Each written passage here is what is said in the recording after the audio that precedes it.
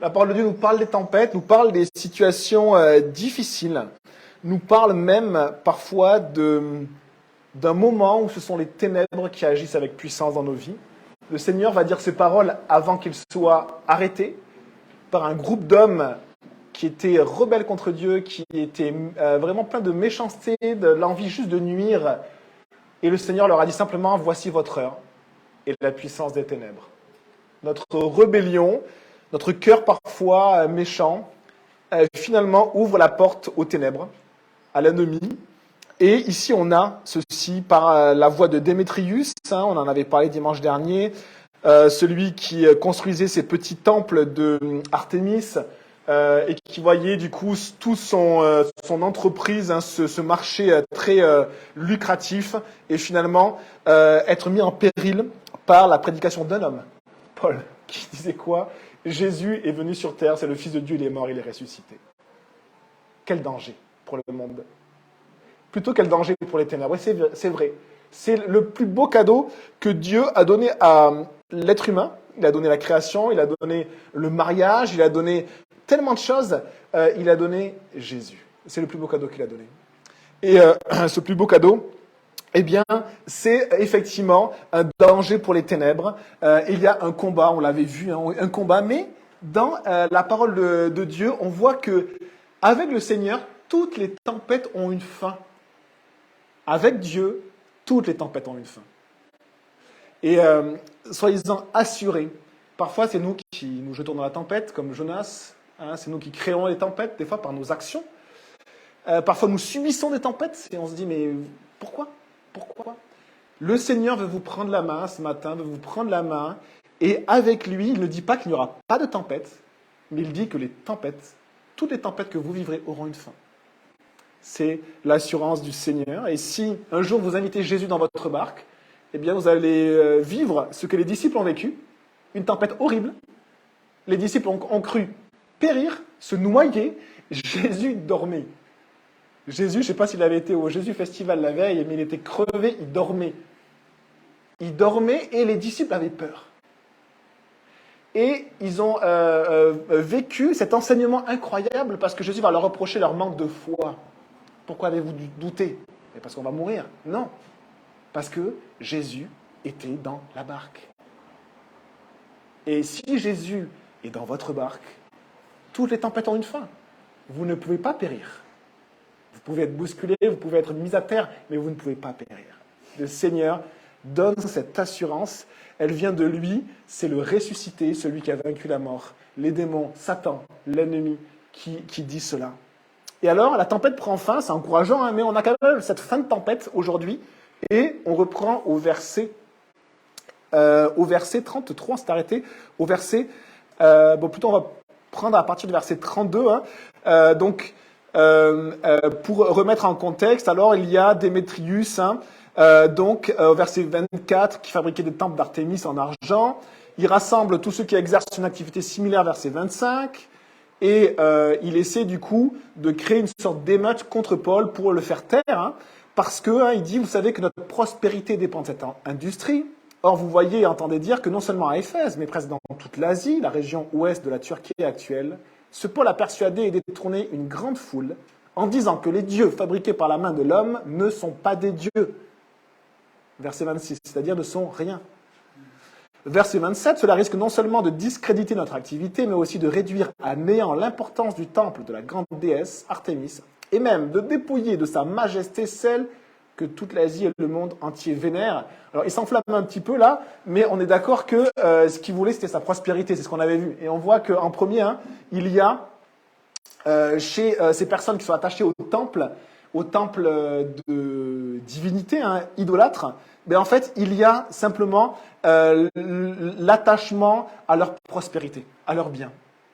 C'est leurs biens, c'est leur grande maison, c'est leur salaire, c'est peut-être leur place dans la société, et ils ne veulent pas perdre cela.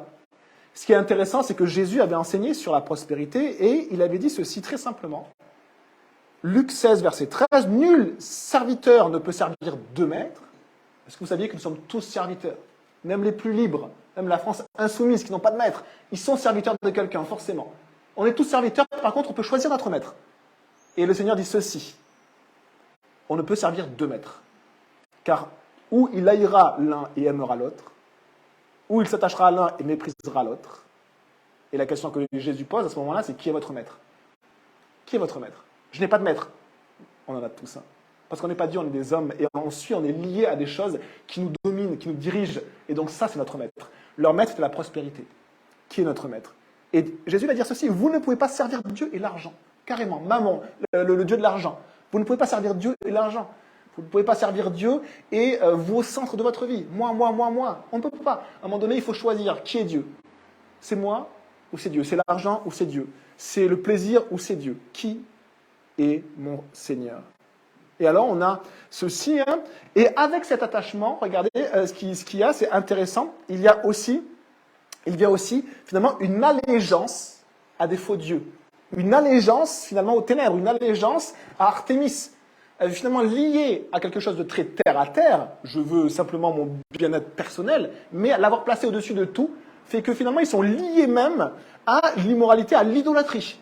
Et ils vont même scander, crier cette idolâtrie, on l'a au verset suivant. Et donc cela risque non seulement de discréditer notre activité, mais aussi de réduire à néant l'importance du temple de la grande déesse Artémis. Hein, nos cœurs, pour garder des choses que l'on place au-dessus de Dieu, se vouent à plein de Dieu, à plein de Seigneur. Et ils vont faire ceci, hein, verset 28, à ces mots, ils furent remplis de colère et se mirent à crier, grande est l'Artémis des Éphésiens. Et on voit qu'ils sont remplis de plein de choses, et même des choses violentes. Verset 29, toute la ville fut dans l'agitation, la confusion.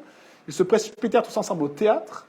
Alors le théâtre d'Éphèse, on a retrouvé le théâtre d'Éphèse, hein, et l'archéologie nous dit que ce théâtre avait à peu près 26 000 places. Donc c'était une grande ville, un grand théâtre, hein, l'équivalent d'un stade de foot. Et en entraînant avec eux Gaius et Aristarque, des Macédoniens compagnons de voyage de Paul. Paul voulait se présenter devant le peuple, mais les disciples l'en empêchèrent.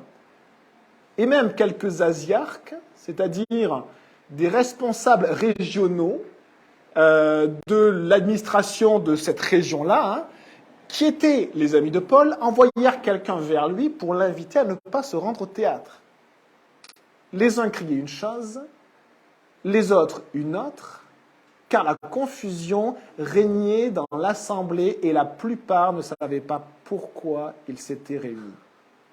Et c'est vraiment incroyable de voir finalement toutes les caractéristiques qu'on a vues des ténèbres. Genèse 1, verset 2, 1, la terre était informe et vide, chaos et néant, et les ténèbres recouvraient la surface de l'abîme. Et là, qu'est-ce qu'on voit?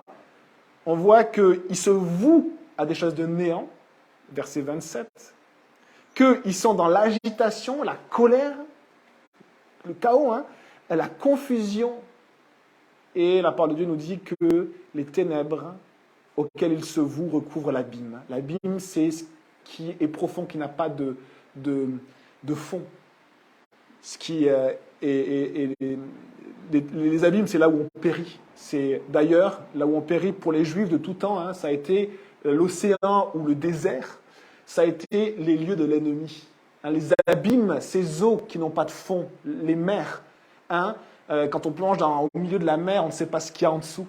Et on peut aller jusqu'à 10 mètres, 20 mètres, 100 mètres, parfois même 1000 mètres, et il n'y a toujours pas de fond. Ce sont des abîmes. Hein, les lieux, de manière imagée pour l'océan, les lieux où... Et l'ennemi, parce que c'est la créature de l'abîme, celui qui a rejeté le Dieu qui ordonne, le Dieu qui structure, le Dieu qui rend les choses belles. Dieu a créé toutes choses bonnes. Il a vu sa création. Il a vu que ce qu'il avait créé était bon. Et qu'est-ce que Dieu a dit à la fin de sa création? Avant de continuer au verset suivant et de finir le chapitre 20, eh bien regardez ce que Dieu a dit dans Genèse au chapitre 1. Genèse chapitre 1, Dieu a tout créé, il a créé toutes choses bonnes.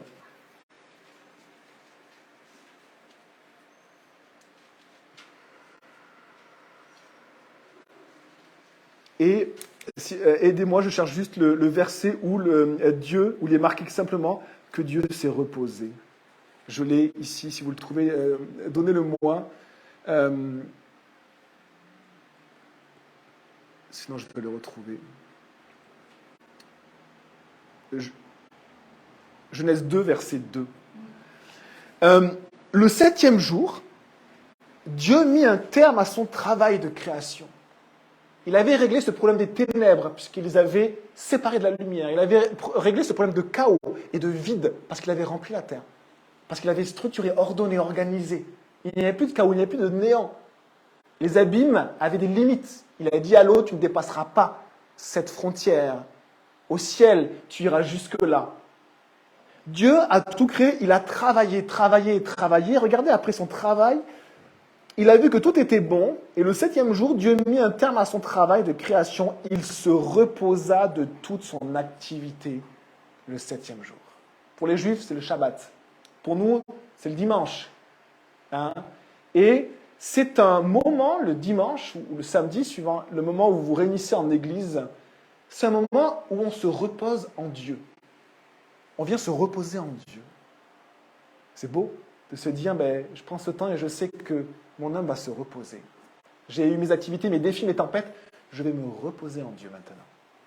Et je m'appuie sur lui pour ces moments-là. L'Église est belle, ça fait partie aussi des cadeaux du Seigneur. Création, mariage, le plus grand c'est Jésus. Jésus a dit, je bâtirai mon Église. C'est un cadeau de Dieu, l'Église. Et Dieu s'est reposé. Mais, chapitre 3 de Genèse, les premiers mots du chapitre 3, le serpent était le plus rusé de tous les animaux sauvages que l'Éternel Dieu avait fait. Il dit à la femme, quoi? Dieu a-t-il dit? On en avait parlé dimanche dernier. Le serpent parle encore aujourd'hui. Il dit tout le temps, quoi? Dieu a-t-il dit? Non, fais ceci, fais cela. Tes yeux s'ouvriront, tu connaîtras le bien et le mal, tu seras comme Dieu. C'est exactement les mêmes tentations aujourd'hui de l'homme qui a tiré vers la voie du serpent. Nous sommes fascinés par le serpent. Et alors, quand le serpent a tenté l'homme et la femme, qui sont les deux responsables devant le Seigneur, le péché est entré dans le monde. Et là, Dieu a dû reprendre son travail. Dieu s'était reposé. Tout était bon. Tout était beau. Il y avait une fonction pour chaque chose. Un rôle pour chaque personne. L'homme connaissait son rôle, la femme connaissait son rôle. Les deux étaient égaux. Ils s'aimaient. Ils vivaient sans honte, sans superflu. Ils étaient dans ce jardin qu'ils entretenaient devant le Seigneur. Le Seigneur venait s'entretenir avec eux régulièrement. Le soir, comme un ami, vous savez, après la journée de travail, qui va prendre la tisane chez vous. Le Seigneur faisait ça. Et là, le serpent gâche tout, le cœur de l'homme gâche tout, le péché rentre dans le monde, et Dieu va devoir se remettre au travail. Il va travailler d'arrache-pied jusqu'à aujourd'hui où Dieu travaille, encore et encore. Tant que le péché sera dans le monde, les amis, il n'y aura pas de repos sur cette terre. Un évangéliste, vraiment un serviteur de Dieu qui s'appelle Hudson Taylor, qui a évangélisé la Chine il y a au moins un siècle de cela, plus d'un siècle, a dit ceci: le repos, c'est pour le ciel. Et Dieu le sait. Aujourd'hui même, Dieu ne se repose pas. Dieu dit ceci, Psaume 121, verset 4, voici, il ne sommeille ni ne dort celui qui garde Israël. Luc 9, verset 58, Dieu en chair, le Fils de Dieu, Jésus, que va-t-il dire? Les renards ont des tanières, les oiseaux du ciel ont des nids. Ça veut dire que même les animaux ont des lieux où se reposer. Mais le Fils de l'homme n'a pas un lieu où il puisse reposer sa tête. Jésus a dit, jusqu'à maintenant, mon Père travaille et moi je travaille. Dieu travaille d'arrache-pied, jour après jour, en respectant notre liberté, en ne nous imposant rien, mais en agissant pour les hommes. Mais un jour, il s'arrêtera de travailler. Il réglera le péché sur la terre, il viendra régner sur la terre, et on ne désire qu'une seule chose, les croyants, c'est de rentrer dans le repos de Dieu. On attend le repos de Dieu. Le 7e jour, Dieu a vu que tout était bon, et Dieu s'est reposé. On attend le repos du Seigneur. Jésus vient. Jésus vient. Mais pour le moment, c'est un moment de travail, une œuvre. Les apôtres parlent constamment d'œuvre, de travail. Je travaille. Le travail est difficile, nous étions harassés, même mis à terre. Paul parle constamment de compagnon. Le compagnon, c'est celui qui est avec. Compagnon de voyage, compagnon de travail, compagnon de détention, de souffrance. Paul travaillait d'arrache-pied. Que se passe-t-il dans Acte 19, avant cette tempête? Eh bien, avant cette tempête, Paul se demande ceci, au verset 21, précisément, avant même que la tempête n'arrive, Paul forma le projet d'aller à Jérusalem en traversant la Macédoine et l'Achaïe. Quand j'y serai allé, disait-il, il faudra aussi que je me rende à Rome. Dieu avait donné un travail à Paul. À Éphèse, il voyait que le travail de Dieu s'accomplissait. Parce que même si Dieu veut nous utiliser, il nous donne des tâches, c'est le Seigneur qui agit. Et donc, Paul voyait que Dieu avait implanté sa parole à Éphèse. Alors que voulait-il faire? Se reposer? Non. Continuer à travailler là où Dieu allait l'appeler. Et ici, il y a une tempête qui arrive et qui va prendre fin.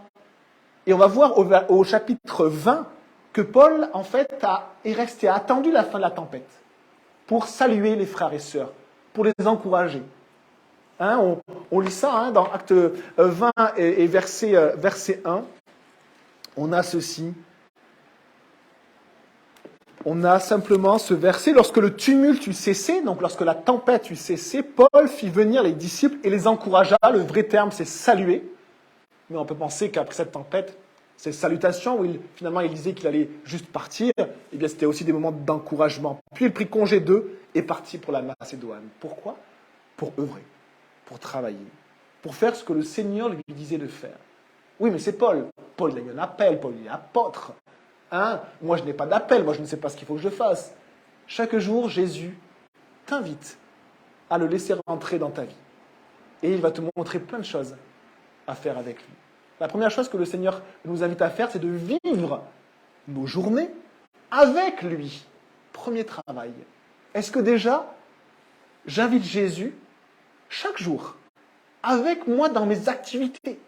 Même si c'est des activités de vacances, si j'aime les jeux, devant les jeux, si je suis devant les films, dans mes discussions, dans mes aides, dans ce que je fais, le Seigneur nous montre. Et on apprend à servir les amis. On apprend à servir. Et celui qui apprend à servir jour après jour, le Seigneur lui donne des tâches supplémentaires. C'est comme ça que le Seigneur fait. Et va vous montrer des personnes, des fois, à aider, à encourager, à mener, à je ne sais pas ce que le Seigneur va vous donner de faire. Et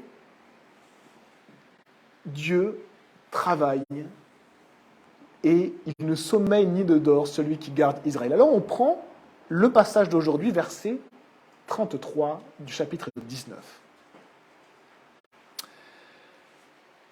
Alors on fit sortir de la foule Alexandre, que les Juifs poussaient en avant, et Alexandre fit signe de la main qu'il voulait parler au peuple. Mais quand ils reconnurent qu'il était juif, tous crièrent d'une seule voix pendant près de 2 heures. Grande est l'Artémis des Éphésiens. Verset 35, cependant le secrétaire de la ville put calmer la foule.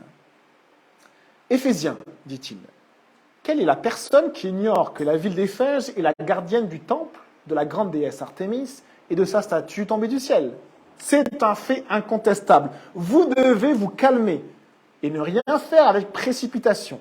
En effet, vous avez amené ces hommes ici alors qu'ils ne sont coupables ni de sacrilège, ni de blasphème envers notre déesse. Si donc Démétrius et les artisans qui l'accompagnent ont à se plaindre de quelqu'un, il y a des jours d'audience et des gouverneurs qui portent plainte.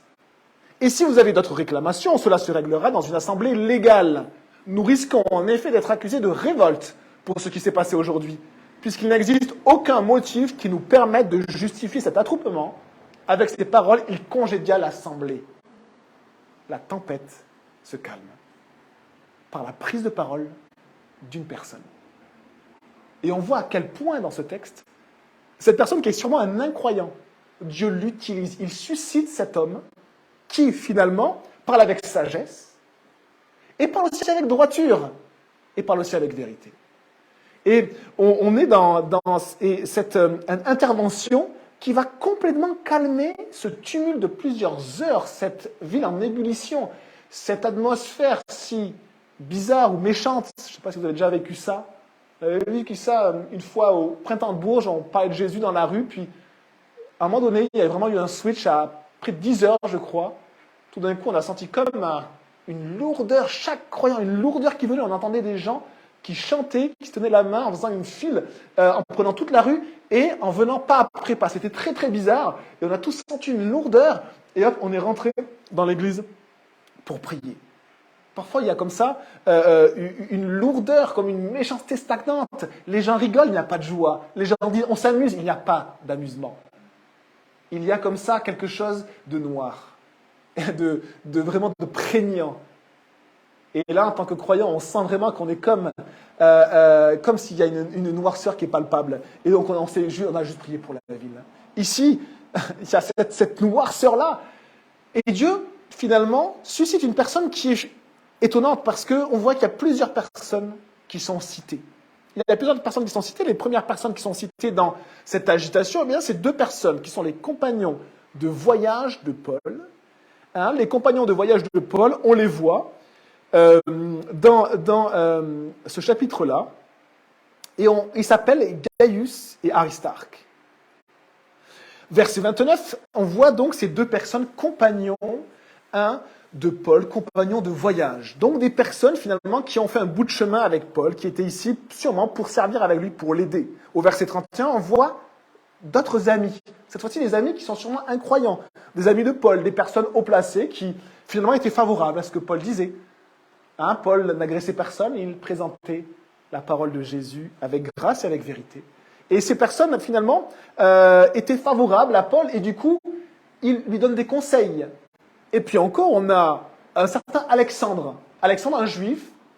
Et on peut penser que ce juif, finalement, servait le parti des juifs, mais pas des chrétiens. Il y avait aussi des chrétiens juifs. Hein, et voulait parler, du coup, pour le nom des juifs et peut-être contre les croyants. Mais finalement, le Seigneur ne lui permet pas d'ouvrir sa bouche. C'est-à-dire, le Seigneur n'a même pas permis qu'il parle, puisque la foule qui assimile les juifs et les chrétiens au 1er siècle, hein, puisqu'il y a beaucoup de chrétiens dans les synagogues, le christianisme est parti des synagogues, et ils assimilent un juif, et donc du coup ils se mettent à crier, alors que peut-être qu'Alexandre voulait venir dans leur sens, et parler au nom des juifs qui, hein, on le sait, ont suivi des pogroms, c'est-à-dire des mouvements de foule contre eux, jusqu'à des meurtres collectifs dans d'autres villes de l'Empire, notamment une certaine Antioche ou Alexandrie, et du coup, il veut peut-être intervenir pour calmer la foule, mais il ne peut pas parler. Et on a sa dernière personne, le secrétaire. Secrétaire, c'est celui qui devait acter toutes les décisions de la ville. Eh bien, cette personne-là, finalement, va parler et la tempête va s'apaiser. Et alors, regardons un petit peu ces personnes-là, parce qu'il y a des enseignements. On a Gaius et Aristarque, qui finalement n'ont pas réussi à calmer la foule, mais qui étaient des compagnons, et on peut voir compagnons de voyage de Paul. Si on regarde un petit peu plus en détail, Gaius, on voit qu'il est cité dans d'autres passages. Alors, on ne sait pas si c'est le même Gaius, en tout cas, on sait que ce Gaius-là, finalement, eh bien, avait cru au Seigneur et avait accompagné Paul un moment pour vivre l'Église ensemble et pour servir ensemble. Et vous savez, entre croyants parfois, on a comme ça des compagnons de voyage, c'est-à-dire des personnes avec qui on va passer une étape de notre vie aux côtés du Seigneur, tout simplement.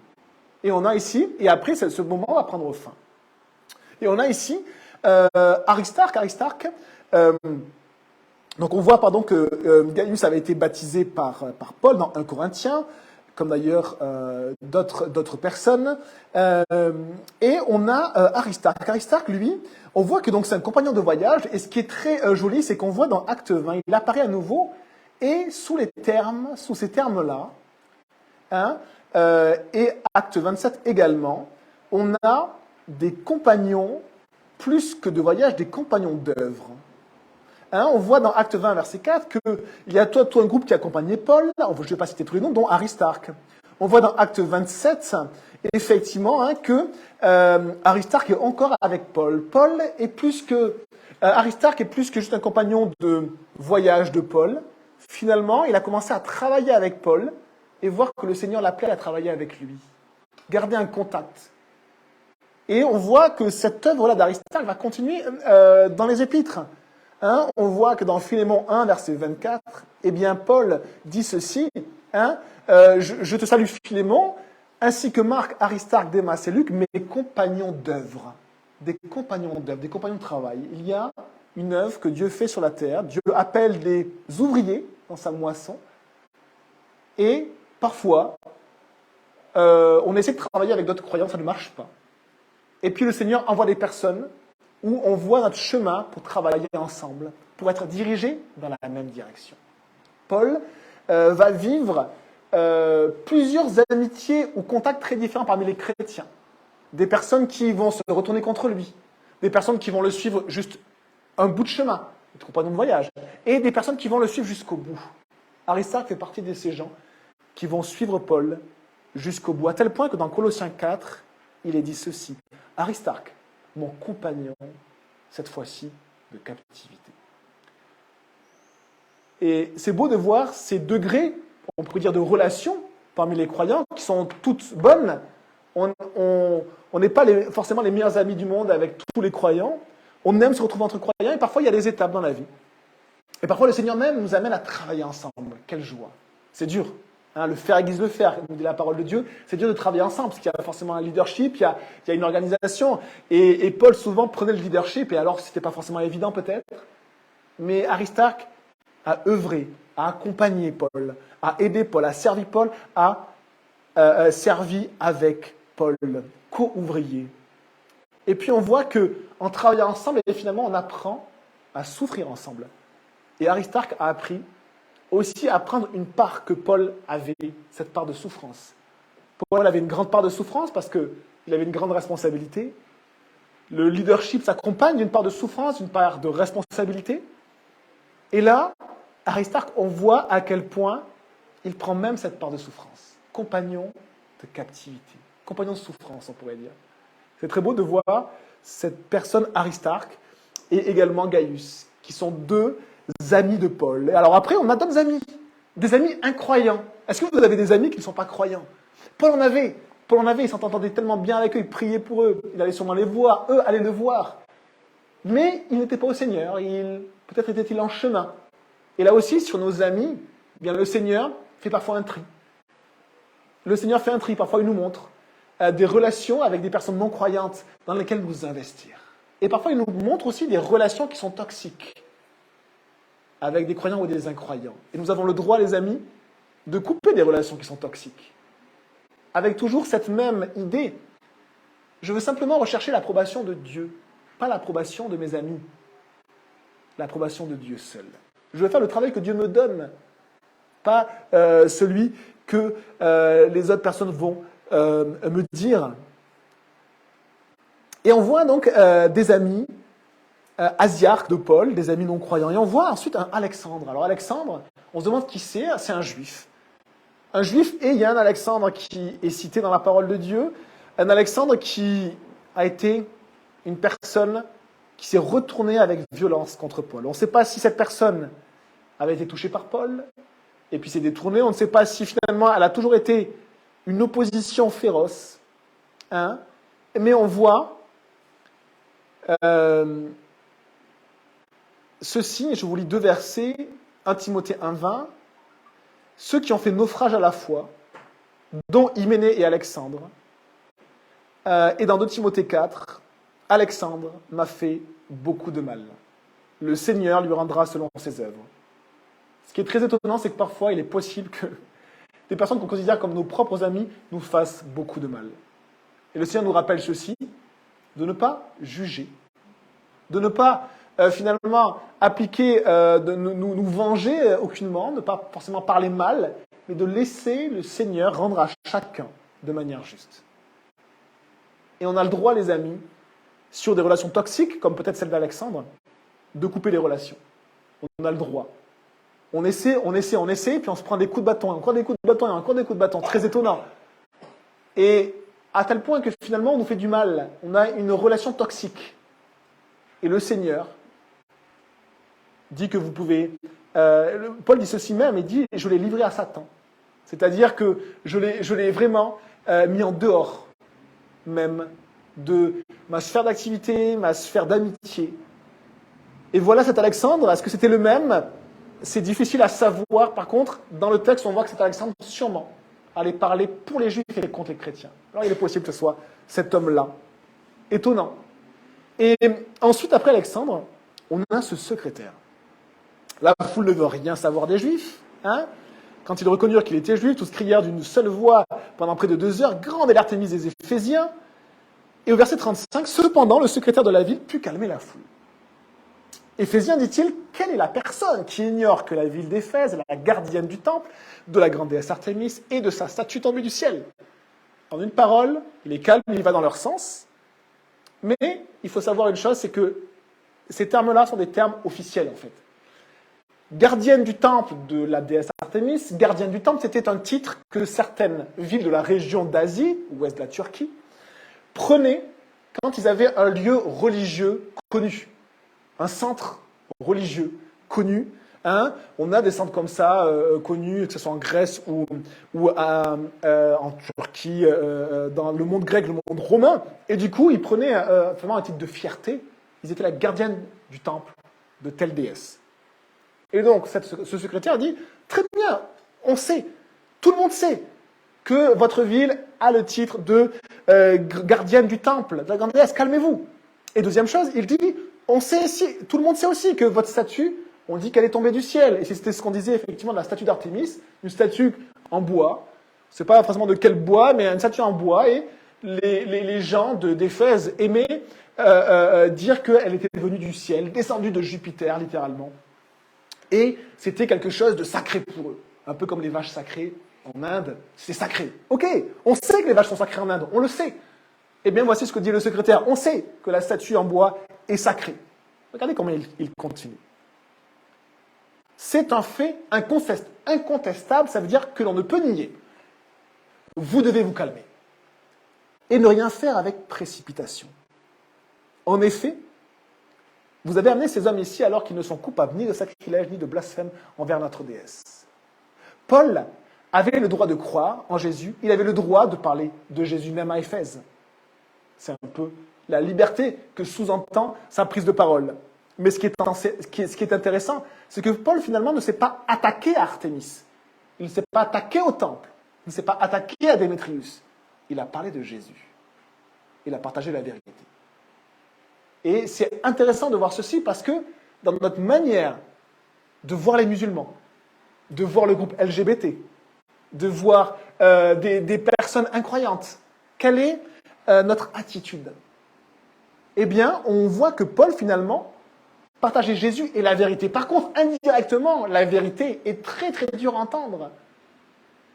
Hein, pour le groupe LGBT, si on dit la vérité, c'est très dur à entendre que Dieu a créé l'homme et la femme pour qu'ils s'unissent, et pas l'homme et l'homme, et pas la femme et la femme. Et c'est dur à entendre ça, mais on n'est pas contre eux, on n'est pas contre un groupe, ou contre des lettres. On est pour la vérité.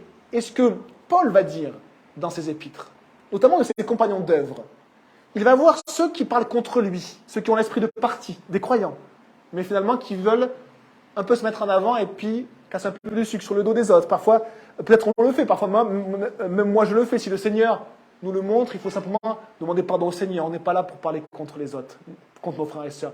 On bénit l'église ADD, on bénit l'église baptiste, on bénit les autres églises qu'on ne connaît pas, les autres croyants. Et s'il vous plaît, que notre église soit une église où on bénit, pas où on maudit. Hein, c'est la parole de Jésus. On veut bénir. Et puis si on nous maudit, c'est pas grave. C'est pas grave, puisque Jésus est notre Seigneur et ça, il remplit notre vie et ça suffit tellement. Et donc on a ceci. Paul, finalement, ne commettait ni des sacrilèges, ni des blasphèmes. D'accord? Il ne va pas s'attaquer au prophète Mahomet en disant à tous les musulmans dans la mosquée, c'est un faux Dieu, un faux prophète. Il va parler de Jésus, mais de la vérité par contre. Et le problème de la vérité, c'est que dans la vérité, il va y avoir cette instruction-là. Que Mahomet est peut-être pas un prophète envoyé par Dieu. Que le prophète qui a été annoncé de tout temps était Jésus. Et donc, effectivement, ça va pouvoir créer à un moment donné une opposition, peut-être violente. Mais l'attitude de Paul, finalement, ce secrétaire dit, je ne vois pas en quoi vous accusez Paul. Oui, vous ne croyez pas en ce qu'il dit et professe, mais il a le droit de faire ce qu'il fait. Pas de profanation et pas d'insulte, pas de blasphème. Et ça nous reprend. N'oublions pas les deux piliers, caractéristiques divines, qui étaient tellement dans notre Seigneur, la grâce et la vérité. La loi a été donnée par Moïse, nous on est un peu loi. La grâce et la vérité sont venues par Jésus, et nous sommes à la suite de Jésus, que le Seigneur nous remplisse de sa vérité, qui nous guide, qui nous dirige, et surtout de sa grâce. Face à la femme adultère, Jésus ne l'a pas accusée. Il a accueilli. Accueilli avec grâce. Par contre, il a parlé aussi du péché. Va, mais ne pêche plus. Et on a ici, du coup, ce verset 37, en effet, vous avez amené ces hommes ici alors qu'ils ne sont coupables ni de sacrilège, ni de blasphème envers notre déesse. Alors là, Gaius et Aristarque se sont transformés, étaient compagnons de voyage.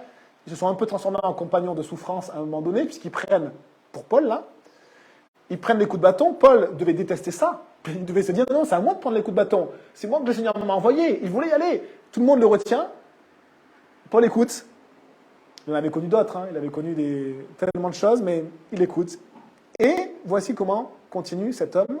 Si donc Démétrius et les artisans qui l'accompagnent ont à se plaindre de quelqu'un, il y a des jours d'audience et des gouverneurs qui portent plainte. Ils ont le droit, ça veut dire de croire ces gens-là en la cité gardienne du temple, en la statue tombée du ciel, comme Paul a le droit de croire en Jésus. Mais s'ils veulent accuser Paul et son groupe, ils doivent le faire selon la loi, pas selon leurs désirs, pas par émeute, pas par désordre, ce qui nuit à chacun. Si vous voulez porter plainte, vous avez la possibilité de le faire, faites-le selon la loi. Mais faites-le correctement et arrêtez de vous agiter comme ça, c'est un peu ce que dit cet homme. Verset 39, et si vous avez d'autres réclamations, cela se réglera dans une assemblée légale. Le lieu du théâtre est un lieu de culture, mais aussi un lieu civique où le fonctionnement de la cité était centré. Toutes les assemblées de citoyens se tenaient dans ce lieu-là, mais elles étaient faites avec convocation, avec structure, avec des responsables. Et là, c'est une émeute qu'il y a. Ce sont des gens qui ont levé une foule. Ça n'a rien à voir avec une assemblée légale. Et voici comment il finit. Nous risquons en effet d'être accusés de révolte pour ce qui s'est passé aujourd'hui, puisqu'il n'existe aucun motif qui nous permette de justifier cet attroupement. Et là, il finit avec l'argument le plus fort, dans vraiment un discours extrêmement habile, mais aussi avec droiture et vérité, avec beaucoup de sagesse. C'est ce qui est salué par tous les commentaires. Et il parle de la révolte. L'accusation de révolte dans le peuple romain était une accusation qui inspirait la terreur chez les villes, la terreur chez les citoyens dans l'Empire, parce que les Romains réprimaient les révoltes avec une grande sévérité. Et alors, du coup, il finit avec justement, presque cette accusation de révolte. Ce que vous êtes en train de faire, un peu en miroir, ça ne ressemble pas du tout à une accusation portée en bonne et due forme, mais à une révolte. Et du coup, après ces paroles, il congédia l'assemblée. Et on voit que la tempête se calme par l'intervention de cet homme. Et on va finir simplement ce moment d'enseignement qui touche à sa fin dans le chapitre 20, et juste au verset 1. Lorsque le tumulte eut cessé, Paul fit venir les disciples et les encouragea ou salua. Puis, il prit congé d'eux et partit pour la Macédoine. C'est comme si, après la tempête, Paul tient à voir tous les croyants de la ville. Et finalement, un peu à leur dire que le chemin sur lequel ils sont, qu'ils ont emprunté, c'est le bon chemin, malgré la tempête. Que l'œuvre dans laquelle ils se sont engagés pour le Seigneur, dans leur église, auprès de leurs concitoyens, c'est la bonne œuvre, celle du Seigneur. Et il les encourage à persévérer. Et oui, il y a un travail à faire sur la terre, Et il y a aussi une part de souffrance et des moments de tempête à vivre qui sont associés à ce travail à accomplir. Le Seigneur a dit, la moisson est grande, mais il y a peu d'ouvriers. Priez le Seigneur qu'il envoie des ouvriers dans sa moisson. Vous voulez travailler? Commencez par prier. Le Seigneur va vous montrer ce qu'il veut pour vous, très simplement. Parfois, j'ai un fils, je finis avec ça, Zacharie. Désolé, je voudrais un peu le citer, comme ça vous aurez le doute. Quand on l'envoie chercher quelque chose, il n'arrive quasiment jamais à le trouver, alors que c'est juste à côté de lui. Bon, il a mes gènes, moi je suis pareil. On lui envoie chercher une boîte, on décrit tout, on l'envoie chercher, il est devant l'objet, il ne le voit pas. Du coup, ça nous agace. Mais je suis un peu comme ça aussi. Et en fait, avec Dieu, parfois, on est un peu pareil. On dit à Dieu, Seigneur, je veux travailler pour toi. Amen. Ça, c'est l'Esprit de Dieu qui agit en vous. Et le Seigneur nous montre ce qui est juste devant nous, et on ne le voit pas. Seigneur, envoie-moi. Oui, c'est juste là. Psst, juste la boîte à côté, là. Donc que le Seigneur vous dirige et vous aide à en finir en prière. Seigneur, merci mon Dieu pour ton nom. Merci parce que ta parole est bonne et on a besoin de ta vérité. Tellement besoin pour nous guider, pour nous remplir. Seigneur, on t'aime. Merci Jésus. Merci Seigneur de nous avoir touchés par ta main, Seigneur. Ou peut-être de t'être laissé toucher par nous, par notre main, comme cette femme qui a saisi ton vêtement pour être guérie. Seigneur, s'il te plaît, qu'on puisse saisir ton vêtement pour être guéri. Qu'on puisse aller à ta suite. Seigneur, parce que personne ne peut nous ravir de tes mains. Parce que dans la tempête, Seigneur, tu es dans la barque. Parce que tu es celui qui maintient le ciel et la terre. Tu remplis tout en tous. Tu es le Dieu des cieux. On veut te suivre, on veut persévérer, Seigneur. On veut aussi être simple. On est tellement compliqués des fois, les croyants, tellement compliqués. On pense que les choses sont tellement compliquées, mais Seigneur, toi, tu es simple. Et tu nous montres jour après jour simplement ce que tu désires pour nous. Et on a confiance que tu le fais. On se repose en toi, Seigneur, pour notre semaine, pour aujourd'hui, pour chaque jour, Seigneur, pour nos vies, pour notre famille, pour nos enfants, pour notre travail, pour chaque chose, Seigneur, pour ces vacances. On se repose sur toi, Seigneur. Que ton nom soit béni, Seigneur.